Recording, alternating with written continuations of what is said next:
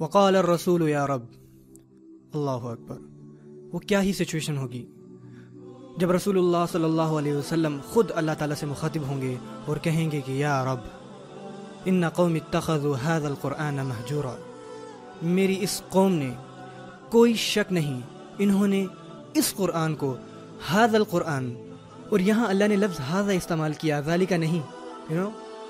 जब आप शुरू से कुरान मजीद पढ़ना शुरू करते हैं सूरह बकरा से, अलिफ लाम मीम ज़ालिकल किताबु ला रैब फ़ीह, यहाँ अल्लाह ने ये नहीं कहा कि ज़ालिकल क़ुरआन, यहाँ अल्लाह ने फरमाया हाज़ल क़ुरआन, हाज़िल क़रीब। ये कुरान आपके बिल्कुल पास था, आपके बिल्कुल सामने था, लेकिन तब भी आपने इसको सीरियसली नहीं लिया। और फिर रसूलुल्लाह सल्लल्लाहु अलैहि वसल्लम क़यामत वाले दिन अल्लाह से शिकायत करेंगे कि मेरी कौम ने इस कुरान को, ना कि उस कुरान को, इस कुरान को। और एक और फ़ायदा भी हुआ यहाँ पे लफ्ज़ हाज़ा इस्तेमाल करने का, बिलागी फ़ायदा, कि लफ्ज़ हाज़ा इस आयत में कि कुरान मजीद को क़यामत वाले दिन हमारा शाहिद गवाह बनाकर पेश किया जाएगा।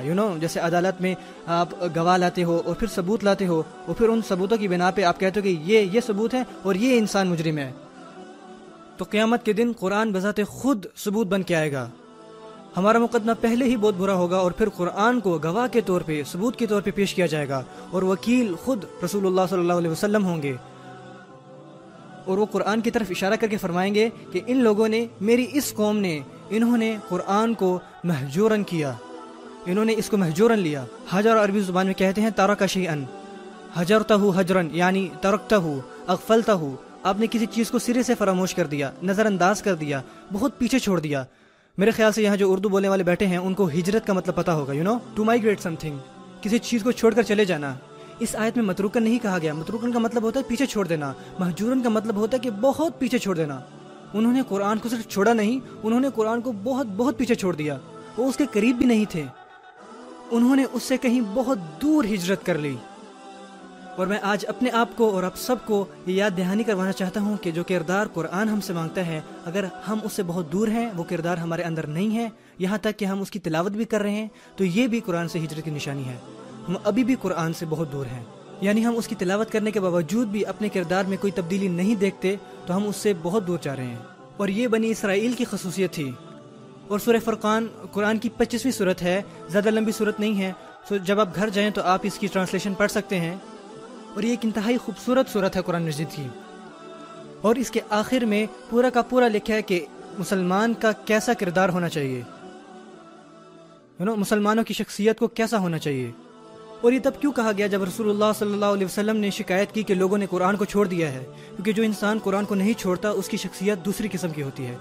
उनकी शख्सियत, उनके किरदार अलग होते हैं, उनके अमाल कुछ और होते हैं, हत्ता कि वो किसके साथ रहते हैं वो भी मुख्तलिफ लोग होते हैं। वइज़ा मर्रू बिल्लग़्वी मर्रू किरामन, सेम सूरत में है, जब वो गैर ज़रूरी मुकालमों के पास से गुजरते हैं तो वहाँ से मुहज़्ज़ब तरीके से गुजर जाते हैं, वो उसमें उलझते नहीं हैं, वो फजूल महफिलों में नहीं पड़ते। कुरान उनकी शख्सियत के हर हिस्से पे असरअंदाज होता है। हमें कुरान के करीब होना है। मैं सोचता हूँ कि मैं और आप इसके और भी मजीद मुजरिम बनते जा रहे हैं, और हमें इसके बारे में फ़िक्रमंद होना चाहिए। एक दफ़ा घर पे मेरी बेटी कुरान मजीद पढ़ रही थी, और वो सेम ये आयत पढ़ती है, और मैं उसकी तजवीज़ चेक कर रहा था, और उसने जब ये आयत पढ़ी तो मैं रोने लग गया।